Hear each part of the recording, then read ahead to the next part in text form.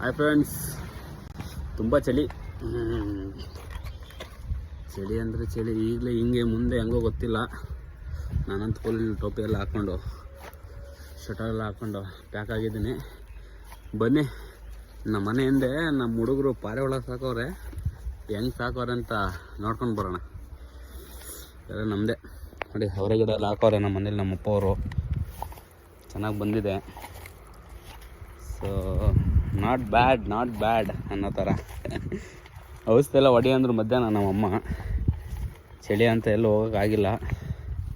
ಆಮೇಲಿಂದ ಹೋಗ್ಬಿಟ್ಟು ತಗೊಂಡು ಬಂದು ನಾಳೆ ಹೊಡಿಬೇಕು.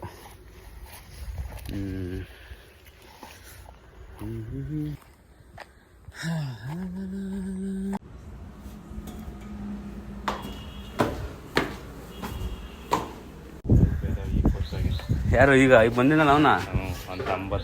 ಅಂಕಲ್ ಆರಾಮ? ಹೌದಾ? ಕುರಿ ಬರ ಇದ್ದಾವೆ ಎಲ್ಲ ಒಳಗೆ ಸಾಕಿದ್ದಾರೆ ಚೆನ್ನಾಗಿ, ಪರವಾಗಿಲ್ಲ.